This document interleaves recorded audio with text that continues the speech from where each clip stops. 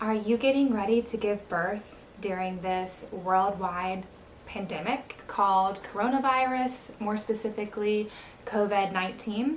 Well, this video is going to cover some of the more general concerns, anxieties, questions. It's just a really quick and simple video to address some of those, give you guys some tips to cope during this time. So hopefully by the end of this video, you will feel more calm and more prepared to give birth during this time. Hi guys, I'm Haley. I'm a labor and delivery nurse, childbirth educator, certified breastfeeding counselor, doula, and mom of 3 now. This is little Isla. She's almost a month old. So I am literally in this with you guys. I totally understand how you feel. And yeah, so let's get started.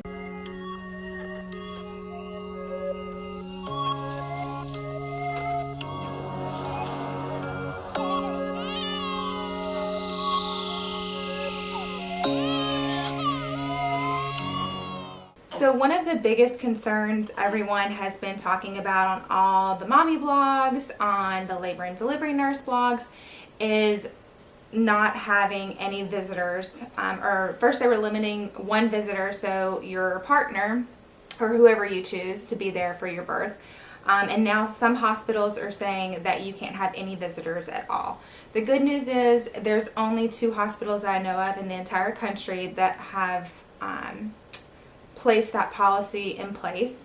And the good news is that the CDC has actually recommended that if the visitor is a essential part of your care, that there be an exception. So first of all, the way that you can understand or find out what your hospital's policies are is call the hospital that you plan on giving birth at and ask them what is their policy on visitors right now.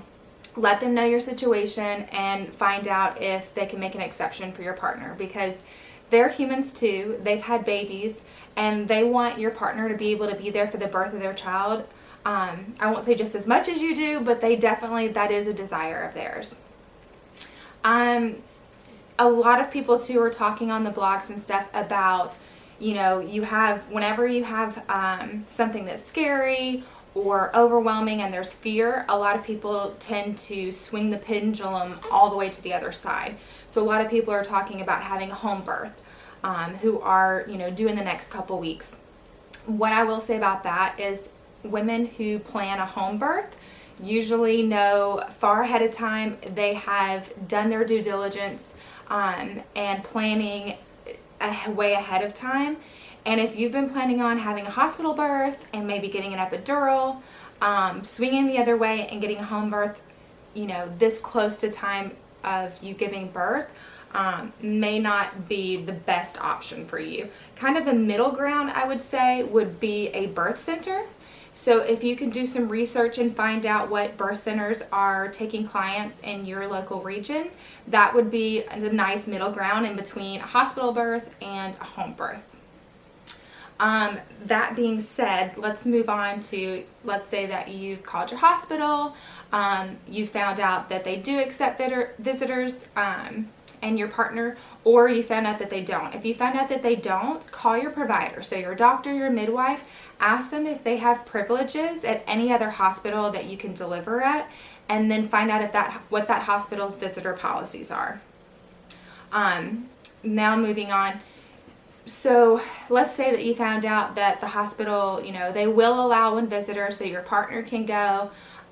What you want to do is, limit any type of elective induction.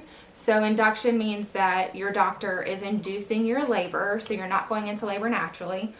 You really want to only be induced if it's absolutely medically necessary, especially right now during this worldwide pandemic called COVID-19.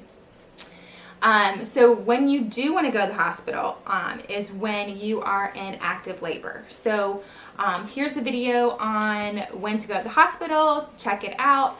That way you kind of know when to go to the hospital. But you really want to wait as long as possible and spend as least amount of time as possible in the hospital. So some things that you can do while you're trying to wait would be, you know, go for a walk outside, not around people, try to watch a movie or something. Just ignore labor until you can't ignore it anymore. Once it gets to the point where you're really having to breathe slowly through your contractions, and you're trying to, you know, let everything go and relax during those breaths, during those contractions, and your contractions are coming about every 2 to 5 minutes, and it's been like that for about an hour, and you've got to work through every single contraction, that's the time you want to start making it to the hospital. And then once you get to the hospital, I would say wear a mask.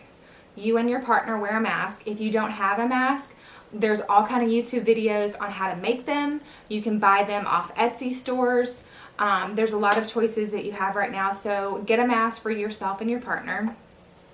Wear it to the hospital. And then once you get into your hospital room, you know, partners continue to wear the mask, but pregnant mommies, it's going to be hard for you to wear that mask while you're breathing and working through the contractions. But if you get an epidural, and you're able to rest more comfortably, then you may want to put the mask back on. Once you have made it to your labor room, stay there. Do not leave that room for any reason. Partners, do not leave that room for any reason. Bring yourself a cooler with food to supply you for 2 to 3 days so that you do not have to leave that room. Make sure that if you do have to leave the room for any reason, that you wear your mask, you sanitize, you know, don't touch any elevator buttons with your hands, use your elbows or a sleeve, and just, you know, practice good hand hygiene and wash your hands constantly. I know this is a lot of scary stuff, and you'll see a lot on Facebooks and other blogs and media and stuff that can breed fear and increase anxiety, and that's not at all what you want when you're about to give birth, okay? So try to stay off Facebook, stay away from all the media, let your partner be up to date on what's going on with COVID-19, but you really just try to stay in that pregnancy bubble and stay in that positivity bubble of peace, and in preparation for birth. You know, you control what you can control. We've kind of talked about some things that you can control. You can control where you give birth. You can control what you do in that atmosphere. But there are some things that you cannot control, and for those things, you need to just let go. If you can't control it, worrying about it is not going to help the situation at all. I am praying for each and every one of you that is getting ready to give birth right now. I feel so blessed that we have had our baby girl and we are here now, already quarantined in our little newborn bubble. But my heart goes out to each and every one of you, and I am praying for you guys. And God, pregnancy hormones, postpartum hormones.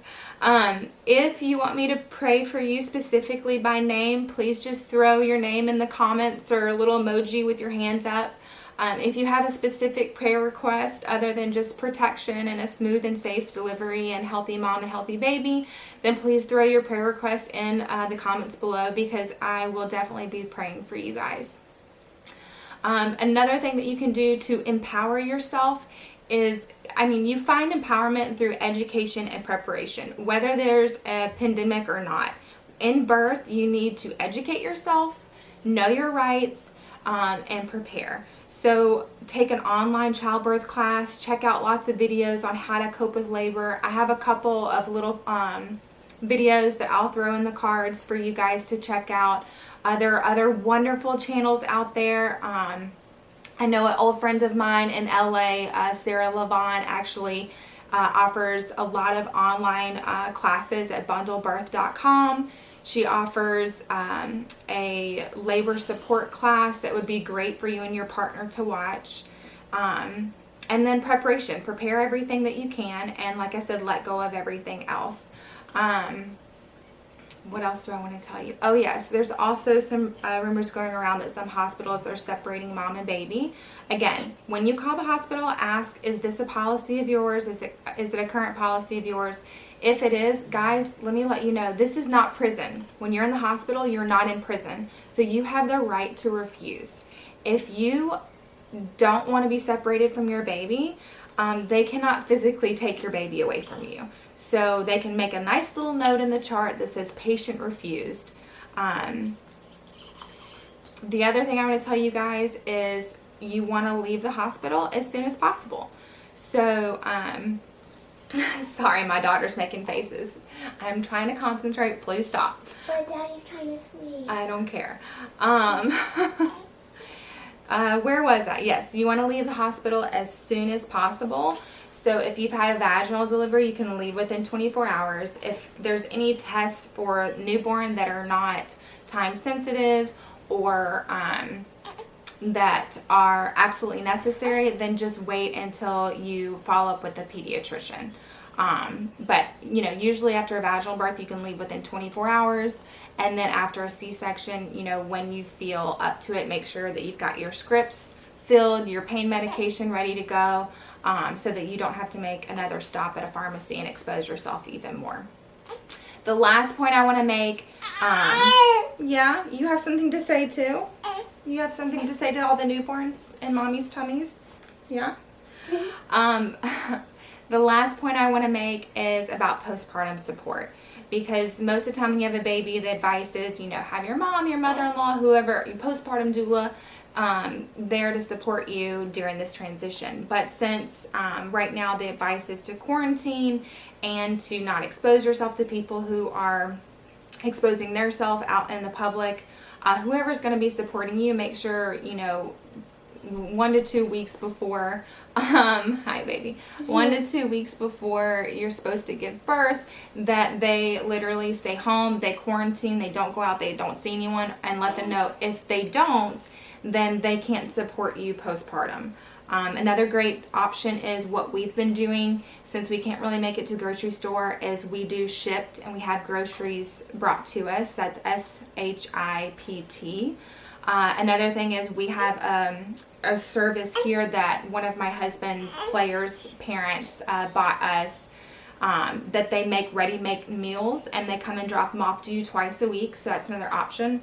Or if you've got lots of groceries and you've got some time, make yourself a bunch of meals, put them in the freezer. That way it'll be even easier for you when you're sleep deprived, when you're breastfeeding, and you don't really have time to cook or the energy to do it. You can just grab those meals out of the freezer, pop them in the oven or the microwave, and have yourself a meal and ready to go.